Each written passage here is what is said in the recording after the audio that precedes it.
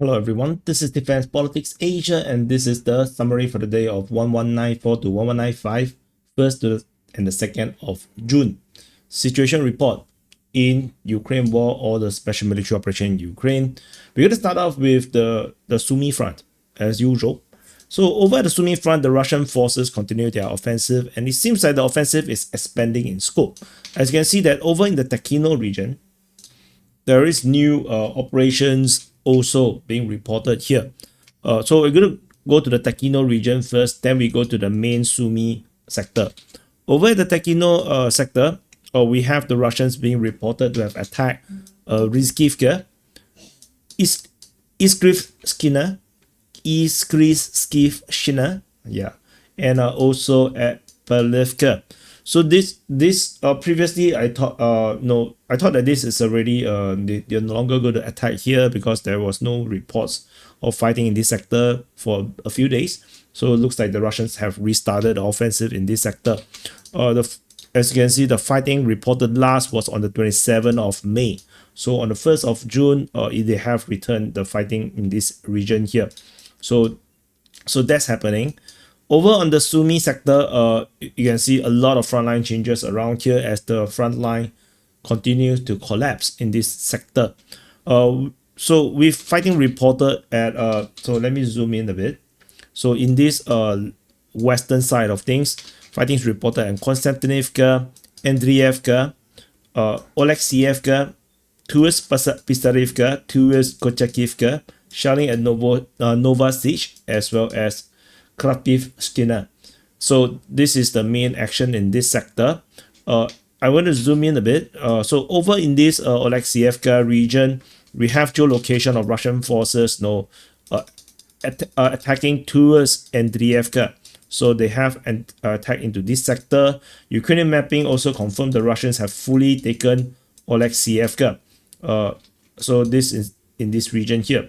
The fighting towards Andriivka could also potentially attack coming from the Oleksievka column. That's a possibility. And around Volodymyrivka, the Russian forces also have fully consolidated the positions around here. And also over at Vodolahi. So Russian forces have expanded the zone of control and captured a lot of grounds. And in the future, we are likely to see the Russians attacking Novomykolaiivka from multiple directions, and as well as towards Andriivka, also probably from two different directions and heading southward from Oleksievka. And south of Oleksievka is Mala Kochakivka and Kochakivka, which is why the fighting here is now being noted because the Russians have captured Oleksievka. The attack towards Kochakivka is now possible. So any future mention of Mala Kochakivka will also be noted as an attack. And this is also the same situation for Pisarivka. So if I pull this up a bit, so Pisarivka is mentioned in the reports, which is also why it's also noted as a fighting report, because now there is a clear there's a clear direction moving towards Pisarivka. There's a clear line towards there. So this is the reason why it's mapped in this way. So the Russians, so from the current situation, it looks like the Russians is going to take this whole chain of settlements in this region here to create a buffer in the forest to protect the rear, while the Russians may be attacking with this western flanking operation towards SUMY. If they decided to forego just having a buffer zone and decided to go further, I think there's a possibility. We shall wait and see what the Russians going to do next, because the Russians still is going through a lot of grounds which the Ukrainians seems to be defending in a very lackluster way. Over in the Yunakivka region, fighting is reported at Yunakivka. The geolocation of Russian forces in the northwest of Yunakivka confirms Russian advance in this region here. From this area, the Russians could potentially attack Yablunivka from two different directions, Varashkini and Vodolahi already mentioned just now. Fighting is also mentioned as Satki. So far, no geolocation or any frontline changes noted. There is a geolocation of Ukrainian pickup getting hit by FPV drone. So the Russians definitely is droning this area here. They are monitoring the situation, and the Ukrainians with this clearly shows that they are in the region. They are defending in the forest region. So pretty much as expected by the outside, from DPA, like we definitely expect that this is going to be the case. So that's this sector. Mauritius is also mentioned. This is a bit of a more unusual place to be reported. The last report was on the 25th of May. So Russian forces attacking from the Gona region towards Mauritius is a possibility. So we shall wait and see how this continues to play out. On the macro scale of things, there's nothing over the Belgorod sector. There's nothing over here. So in the grand scale of things, you can see that the Russians are pushing really hard in this region here. And they are pushing Saki, Mauritius. And in this region here, they probably going to able to pin down the Ukrainian forces along the forest, as then they can open a path down to a SUMY if they choose to. Another sector is over this area here in the Tekino sector, as the Russians is trying to divert Ukrainian forces away from the main offensive. This clearly the main offensive. They want to do diversionary to distract the Ukrainians from the main source of main offensive that's happening around here. So maybe I should pull this around here a bit so it's a bit clearer. Yeah. So this is the currently what's happening around here. This is SUMY, by the way. So sorry. This is SUMY. So SUMY is over here. So very, very close to the border. If SUMY falls to the Russians, this is going to be like a reverse Kharkiv offensive. Instead of the Ukrainians getting a big city, it's going to be the Russians capturing a big city. But let's see how this continues to play out. A lot of fortifications here to overcome. But after this fortification, there's basically nothing into the rear positions. So we shall wait. Over in the Kharkiv front. At the Kharkiv front, we have this is Kharkiv, as you can see. There's two main fighting being reported. One is at Voschansk, the other one is over at Klipoke. Klipoke is a bit rarity. The last report was on the 15th of May. There's nothing much happening around here. So I think this is just very skirmishy. So I don't expect too much about this region here. Voschansk, as usual, is just a skirmish in a flattened city. We move to the Voreshna front. This is Voreshna, and this is the Voreshna front. Over in around the Voreshna sector, fighting is reported at Krasny Pershi, Fyholivka, and Dovhenke. The Fyholivka is mentioned by the Ukrainians, Dovhenke by the Ukrainians. Yeah, it's all by the Ukrainians. So the Ukrainians are talking about some kind of offensive happening around this sector. So I don't think much about it, I guess. Second, this is on the first, so still pretty sporadic. This is on the first, and this is on the second. So not like it's some kind of like a consistent offensive. Just take it with a pinch of salt for now. In the southern side, we only have Zapatne being mentioned, and similarly, Zapatne is only mentioned on the second. So it's not much.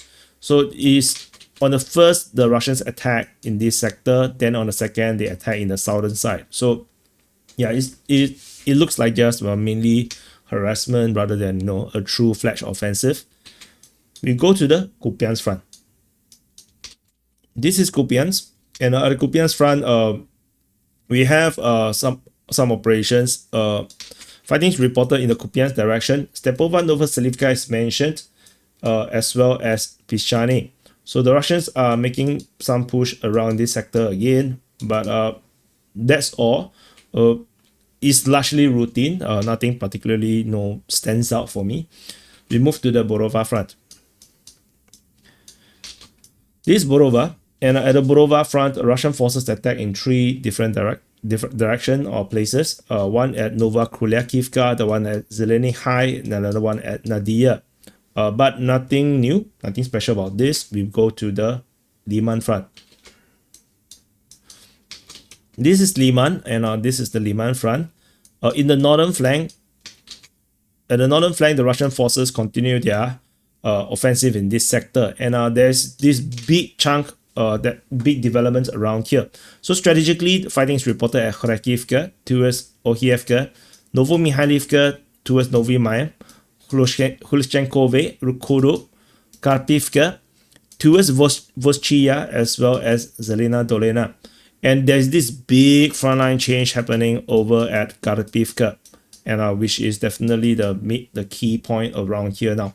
So if you zoom in, you can probably see over this region here, Russian forces geolocated in two different areas here, and which means the Russians have officially entered into Karpivka, and they've probably come from Rikudo, attacking down the tree lines in this way, and so reaching to this point, and the other side could probably attack through the forest, the gullies, and attack into the southern side of this settlement. So this is the operation in this sector. The speed of advance, hard to say, because we do not know how long this took, but the advance is pretty deep. So we shall see whether the Ukrainians are able to hold Karpivka, for a longer time. So far, this geolocation is on the 1st. So on the 2nd of June, there's nothing being mentioned other than the reports, the update from Deep State UA, which of course their mapping is much more smaller than my one. So far, that's all the information that there is. Depending on how long Karpivka holds out, we'll know what is the defensive situation for the Ukrainians right here, because the Ukrainians would definitely not want to lose Karpivka. So I believe that they should be fighting this very hard. But if they don't, then yeah, we'll know. So from Karpivka, we can already see from the map, we are able to see Oskiu already.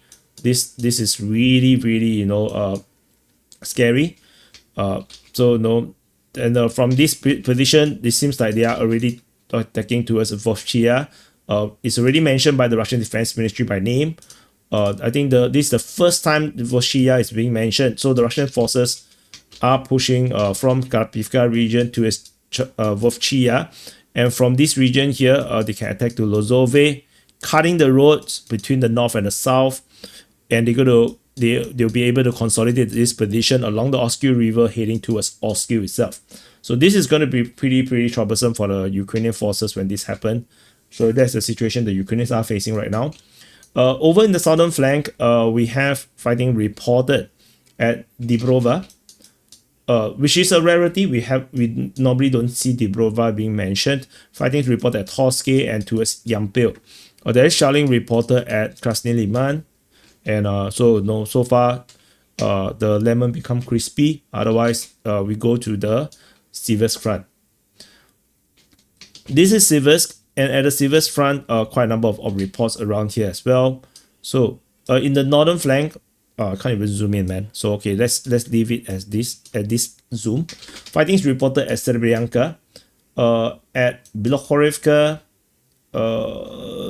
Zolotarivka is mentioned by the Ukrainians. A bit weird. Is because the front line have already moved on, so it's a bit of a weird place to name. Fighting is reported at Verkhamokanyamske towards Siversk. There is some frontline change north of Ivano-Darivka, already mentioned before, and there's fighting towards Zvanivka. So you can see that it's a three-pronged attack currently happening at the Siversk region. So a tremendous amount of pressure.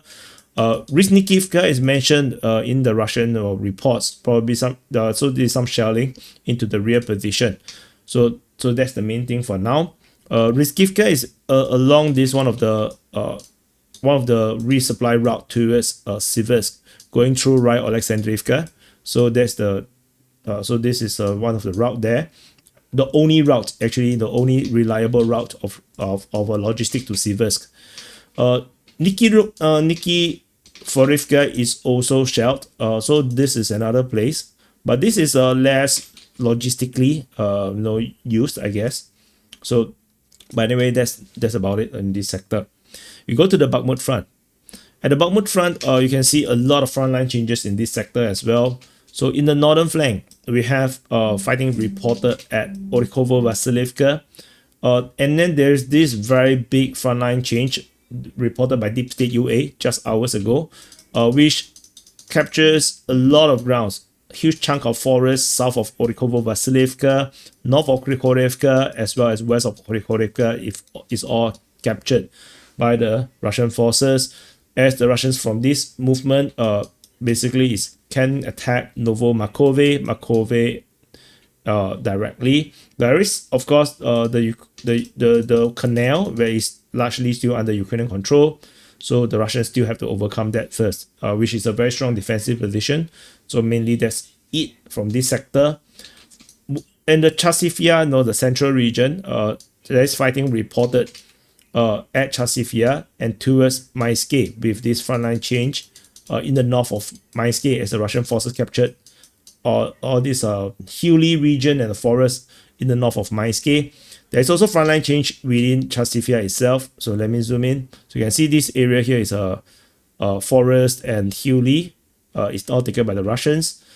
In Chasivya itself, Ukrainian mapping have also updated the map. Their mapping to show the Russians advance in the center of Chasivya. So that is noted as well in this sector. And in the south, there is also frontline change. At Stupovsky, Russian forces have been geolocated to have entered into Stupovsky and leading to some frontline change in this sector. Okay, so this area here is taken by the Russian forces. And if you look from this perspective, from the macro, this looks very much like a major offensive over the Bakhmut front. It looks like the Russians are now pushing very hard out in all directions across the entire front line at Bakhmut. And this could potentially be a massive diversion. So I personally do not believe the Russians is going to punch all the way through, which is why I feel like this is going to be a massive diversion to simulate or to portray a big scale offensive and draw Ukrainian forces into this region here. And the Ukrainians will likely to invest a bit of forces here because it's easier to defend, a lot of fortifications. So I think they will take the bait, and then the Russians will not push harder. I got a feeling that's going to be the case. Moving into the New York front. This is New York, and over in the eastern flank, over the Torex sector, fighting is reported over at Bilakhora, Kudyumivka, Dilievka, Torex, Skibinivka, Klebanbik, Plishevka, and Ivanopilia. So that's the main thing. A lot of frontline changes in this sector as well, particularly at Dashny, Dilievka, the other Dilievka. So the Russian forces are all making pushes in this region here. And this is likely to complicate Ukrainian defense because now the Bilakhora is going to be attacked from two sides. That is a problem. And this sector just west of Kudyumivka, which is here, is becoming impossible salient slowly becoming an impossible salient as the Russians potentially could pincer it in this area here. And this also appears, with the Russians attacking over at Dilievka in this sector, they could potentially go down the tree line, the railway line, and create yet another potential encirclement in this sector, or at least another pocket. So there is a lot of threatening places, and the whole front line threatens to collapse by the look of it. So we shall continue to monitor. This front line is looking really fragile right now. And over in this Romanivka Zoria sector, this entire region has collapsed. Ryba, the pro-Russian source, have updated the mapping to show that the entire region around Romanivka, all the way to Zoria, all the way to the north of Oleksandropil, is entirely under Russian control. This is the Russian mapping. So they claim that they have straightened the entire front line here. And we have geolocation confirming only the Russian advance in Zoria. Everything else is based on Russian claims. But if the claims are true, which most likely is because of the tide of war over here, which means the Russian forces have taken Kanativka, Staromykolaivka, Zoria, all at the same time, and the Russians basically captured massive amount of grounds. During the frontline changes report, this contributed to a massive whopping 27.9 square kilometers. So this is a huge amount of grounds captured by the Russian forces. So, and definitely alters the strategic situation over here, which means that all the way to the south of, all the way to Konstantinivka, there is not much settlements in between now. There's only Orikhovo Kalinove, which is Alexandro Kalinove, sorry, which you can only see if I zoom out. Alexandro Kalinove, and use another color. Alexandro Kalinove and Yablunivka, and then there's only Bereztok, a small little town along the highway. So the Russians' prime objective is going to be this junction here. With the fortification, they're going to hit north in this way and capture all of this. And once they establish a defense line along the water body here, and with the capture of Ivanopilia and Pleshievka, they will essentially complete the southern flanking envelopment of Konstantinivka. In the western flank of the New York front, we have the Russians attacking towards Yablunivka. Geolocation of Russian forces confirming the Russians advance in this sector west of Yablunivka. Geolocation of Ukrainian forces clearly shows that Ukrainians are indeed defending Yablunivka with their lives. Russians are attacking Popivia, Potavka, as well as towards Rusinya. So this offensive northward continues. So mainly that's the situation around here. Getting pretty routine. This push up north. So, and you can see this is up to into nowhere. So yeah, we shall see how this continue to develop. Over in the Pokrov front. This is Pokrov, this is Minokhrad. So we go to the Minokhrad sector. So at the Minokhrad sector, this is the Minokhrad sector. Fighting is reported at Melanivka, Yelizaveta, Novotoreske, Mariolubivka, shelling at Novoekonomishny, shelling at Razine, as well as towards Minokhrad. So that is the main fighting around here. This is pretty routine by now. Geolocation of tank getting hit by FPV drone, geolocated in Mykolaiv, confirming the Ukrainians are defending this region as much as they can. So they are definitely doing whatever they could to hold the front line at Mariolubivka. As I mentioned, the Russians are trying to go all the way up and flank to the rear. So the Ukrainians clearly know the danger of this strategic move by the Russians to flank into the rear and cut off the retreat route or resupply route northward. So definitely the Ukrainians are keen to keep the line held as much for as long as they can. Over the Pokrov sector, so at the Pokrov sector, Russian forces are attacking Lysivka, the Chanske, towards Pokrov, Shevchenko, Udashny, Novosahievka, and towards Novomykolaivka. So this is pretty routine. There's nothing much about here. These are all static lines. So no, don't expect too much. And this line here is always pretty well defended. Not much changes happens around this sector here as well. We go to the southern flank. In the southern flank, this includes just now what we already mentioned, Novosahievka and Novomykolaivka. Fighting is reported towards Muravka. Kotlyarivka is mentioned, Horikove is mentioned. So no updates regarding this sector yet. The Ukrainians continue to hold the border of the Dnipropetrovsk Oblast. We move to the Koma front. This is Koma, and over in the eastern flank of Andriivka. Fighting is reported at Andriivka, Constantinople, Oleksievka, Bakhmut, towards Novo-Ukrainka. Fighting is reported at Odradny, towards Zaporizhia, and towards Koma. Fedorivka is also mentioned, but we will cover that later. Frontline changes is noted north of Odradny due to a geolocation, which confirmed that the Russian forces have taken more grounds along the highway, and this confirmed a lot of the Russian claims and invalidate Ukrainian claims in this sector here. So this area here is now confirmed under Russian control due to the geolocation. And over in the Koma sector, there is shelling reported. Let me see, how do I put it? Shellings reported at Redupne, Merne. Fightings reported at Fedorivka and towards Koma, as mentioned just now. This one is just now what I already mentioned earlier. So nothing special about this. In the southern flank, we have fighting reported over at Vinnypole, Novosilka, Zelenepole, Novopil, and towards Temerivka. But this is pretty routine, nothing special about this. We go to the Zaporizhia front.